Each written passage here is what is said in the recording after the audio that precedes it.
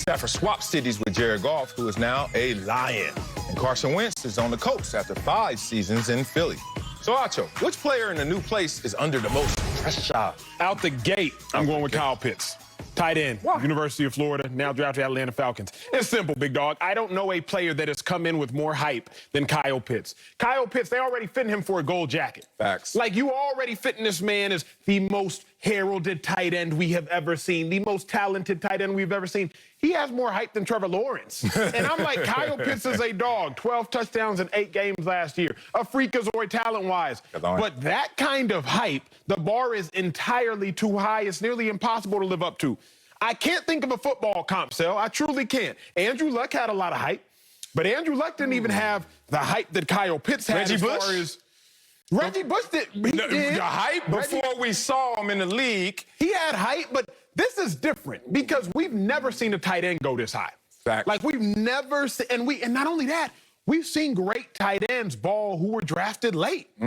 Travis Kelce, Zach Ertz, a second-round pick. We've seen tight ends do their thing that weren't drafted in the first round. So, for me, Kyle Pitts, I look at it like this, big dog. LeBron James had a ridiculous amount of hype, and he lived up to that hype somehow, some way. And exceeded it. But remember, LeBron's rookie debut, he had 25, 6, 9, and 4 steals. God. So, Kyle Pitts, what you about to do in your debut?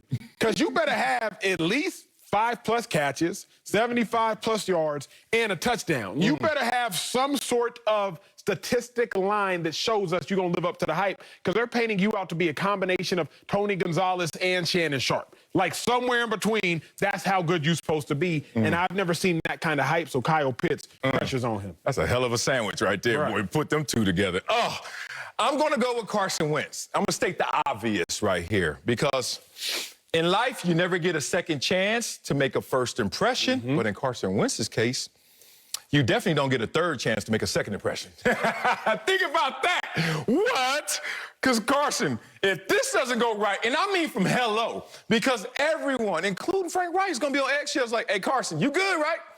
And he goes to say, yeah, I'm ready. And just like when my kids come home, I was like, how was school? It was fine. I was like, oh, damn.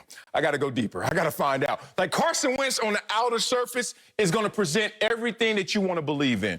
The dude is talented. The dude's going to say the right things. He's going to be the leader for this franchise until he's not, until things go wrong. And once he hits that adversity, and please don't let it happen in game 1, everyone's going to say, there they go. Here he goes again. Think about it. That's what doubt is. There are two we always talk about in the game when you face adversity.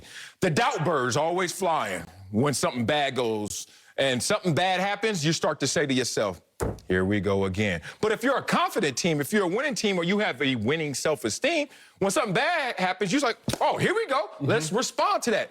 I don't know where Carson Wentz's mindset is right now. Think about this. We already saw schisms in his mental. We already saw psychological fractures. They drafted Jalen Hurts. He sucked. Whatever you want to say about that. He didn't want to give the exit press conference in Philly. That's not good. He didn't want Philly to be there reportedly at the intro press conference in Indy. Okay. Leadership schisms all the time in the locker room, and it had his name on it and attached too many times. All I'm saying is, me, along with a million other people, will be on Carson Wentz's head if he doesn't start fast. We're going to be on your head, partner, like Bishop and Juice. Got to bring in Fox NFL analyst Bucky Brooks. So, Bucky, which player in a new place is under the most pressure? Sam Darnold. Sam Darnold's under a tremendous amount of pressure in Carolina. They ran Teddy Bridgewater out of Charlotte because they didn't believe that he could get it done. But they brought in a passer who statistically was worse than Teddy Bridgewater. We're talking about a guy who rates as the lowest passer with the lowest passer rating of 35 qualified passes. He's 35th. That's who they brought in. And everybody has given Sam Darnold the benefit of the doubt for 3 years. They've talked about the Jets didn't have the right infrastructure. He didn't have a supporting cast. His coaches didn't know what they were doing. All of those things to excuse the poor performance from Sam Darnold. Now he goes to Carolina. He inherits 2 1,000-yard receivers. He inherits Christian McCaffrey, who's been a 1,000 guy.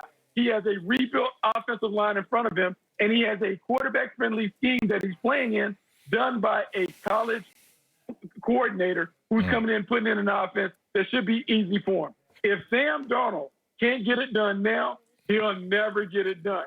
And the fact that they already picked up his fifth-year option before he's taken a snap for the Carolina Panthers, they are saying they want him to be the future franchise quarterback. If he cannot get it done with everything lined up for him to knock it right down the fairway, Sam Darnold will never be a starting quarterback in this league again. Whew. Bucky, I like that. And I'm going to keep it in the quarterback room because Matthew Stafford, Marcellus brought him up yesterday, and I said, Sal, I got to dive in deeper on that point. Let's go. The Rams are the fourth winningest team in the NFL since Sean McVay took over, only behind the Ravens, only behind the Chiefs, only behind Sean Payton and the Saints.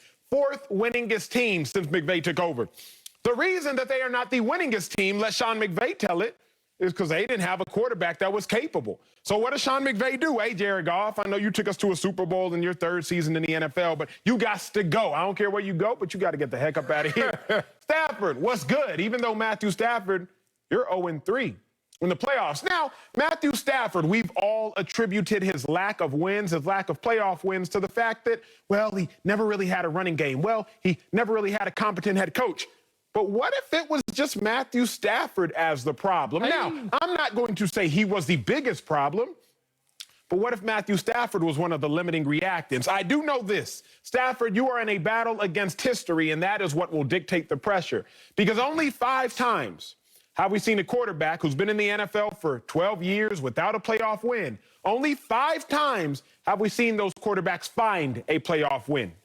And none of those 5 quarterbacks won the Super Bowl. That is the expectation of you, Matthew Stafford, not to go to a Super Bowl because Jared Goff did that, but to win a Super Bowl. With that expectation comes pressure. Man, okay. I could dive deeper. I got another one. Let me look at my other pocket. Oh, Zach Wilson. What the hell are you doing up here? Zach Wilson.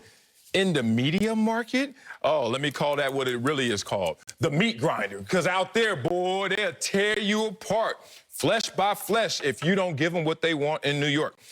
Can Zach Wilson stop the bleeding of this organization? Can he return them to greatness like Mark Sanchez did? Yeah, I said it, damn it. Mark Sanchez. I know that's a low bar, but it's hard to clear when you're a New York Jet quarterback. Many have tried, and many have died. The Jets have had 22 different starting quarterbacks in the last 25 years. The temperature is going to be the hottest for him coming in as a rookie. They just got rid of Sam Darnold, who was a top 5 pick, for you, who was a top 5 pick. They eat their own when they talk about New York football players. No matter who you are not Teflon. Ask Eli Manning about that. Let's talk about who the Jets are. Let's talk about the circumstances he's going to find himself in. Because the Jets have missed the playoffs in 10 consecutive seasons. Lord, 5 consecutive seasons with a losing record. Goodness. Haven't won a division title since I was still playing, 2002. Finished last year with the worst scoring offense and total offense. And they're on their 3rd head coach in 4 years. Oh, Zach Wilson. Woo, man.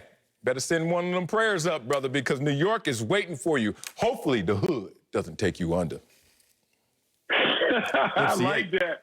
But look, man, I like that. FCA is one of my favorites. But another one of my favorites is Post Malone. And I don't know if you had a chance to catch Twitterverse, but Post Malone helped the Dallas Cowboys break the schedule because my MVP, Dak Prescott, and my Super Bowl team, the Dallas Cowboys, they need Micah Parsons to step up because I've said the defense is the only thing keeping this team from putting their name on the trophy. And so when you draft Micah Parsons in the 1st round, you're drafting him to be the difference maker. They drafted him basically to be the Bobby Wagner of their defense. And so with that comes tremendous expectations and tremendous pressure. This is a guy that opted out for COVID reasons last year. But the last time we saw him, he had over 100 tackles. He had 14.5 tackles for loss, 5 sacks, playing from a linebacker position.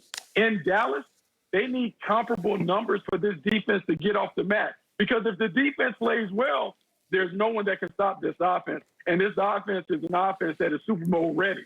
But defensively, they need number 11, Michael Parsons. He needs to pave the way. He needs to pave the way from day one for them to get it done. Bucky, I like that answer. I like that answer a lot. But you know why I think Micah Parsons might be immune from pressure? Because the average fan can't truly assess what great linebackers look like. We know Luke Kuechly was really good when he was playing. He made a ton of plays, got a ton of picks. We know Ray Lewis was good.